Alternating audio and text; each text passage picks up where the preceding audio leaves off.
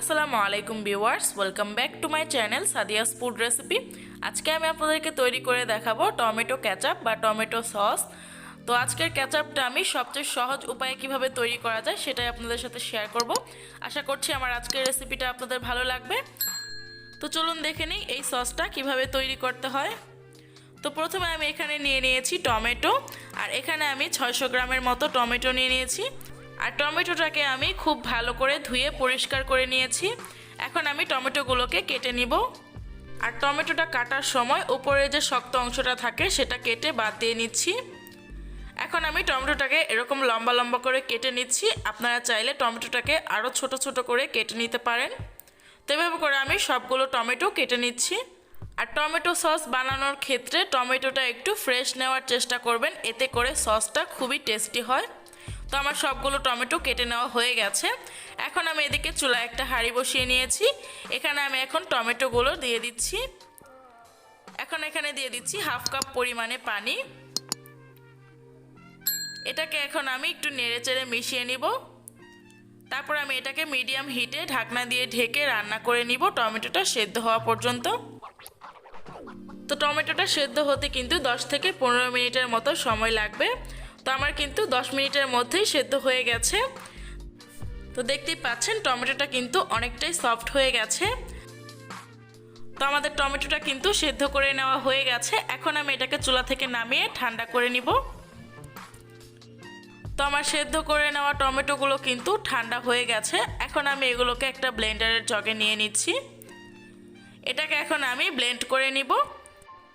তো এদিকে আমি যে হাঁড়িতে টমেটো সসটা তৈরি করব সেই হাঁড়িতে একটা স্টেইনার বসিয়ে নিয়েছি। আর এখানে এখন আমি ব্লেন্ড করে নেওয়া টমেটো পেস্টটা দিয়ে দিচ্ছি। তো টমেটো পেস্টটাকে এখন আমি একটা চামচ দিয়ে খুব ভালো করে ছেঁকে নিব। আপনারা চাইলে টমেটোটাকে পাতলা সুতি কাপড় দিয়েও ছেঁকে নিতে পারেন। তো আমাদের টমেটোটা ছেঁকে নেওয়া হয়ে গেছে। আর এটা থেকে যে অবশিষ্ট অংশটা বের হয়েছে এটাকে এখন আমি ফেলে দিব। তো আমাদের সসের জন্য টমেটো পাল্প তৈরি হয়ে গেছে।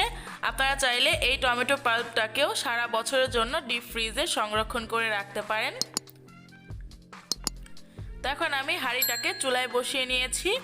এখানে এখন দিয়ে দিচ্ছি স্বাদ মতো লবণ, দিয়ে দিচ্ছি 2 টেবিল চামচ পরিমাণে চিনি। চিনিটা আপনারা আপনাদের টেস্ট অনুযায়ী কম বেশি করে নিতে পারেন। এখন আমি এখানে দিয়ে দিচ্ছি 1 চামচ পরিমাণে মরিচ গুঁড়া,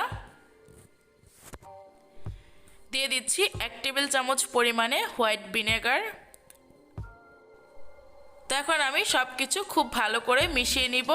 আর চুলার আঁচটা মিডিয়ামে রেখে সসটাকে অনবরত নেড়ে চেড়ে রান্না করে নিতে হবে। তো সসটাকে আমি অনবরত নেড়ে চেড়ে রান্না করে নিচ্ছি।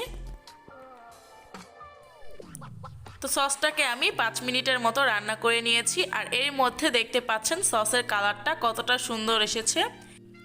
তো আজকের সসে কিন্তু আমি কোনো প্রকার ফুড কালার ব্যবহার করিনি। দেখতেই পাচ্ছেন ফুড কালার ছাড়াও কিন্তু খুবই সুন্দর একটা কালার চলে এসেছে।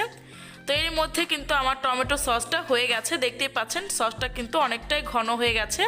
তো এখন আমি সসটাকে চুলা থেকে নামিয়ে নিব। আর এই সসটা ঠান্ডা হওয়ার পরে কিন্তু আরও একটু ঘন হয়ে যাবে।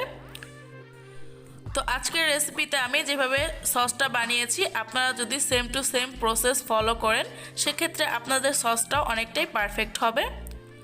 তো সসটা কিন্তু ঠান্ডা হয়ে গেছে আর এটা কিন্তু আগের থেকে অনেকটাই ঘন হয়ে গেছে, দেখতেই পাচ্ছেন। তো আজকের রেসিপিটি যদি আপনাদের ভালো লেগে থাকে অবশ্যই আমার চ্যানেলটি সাবস্ক্রাইব করে দিবেন আর পাশে থাকা বেল বাটনটি ক্লিক করে রাখবেন।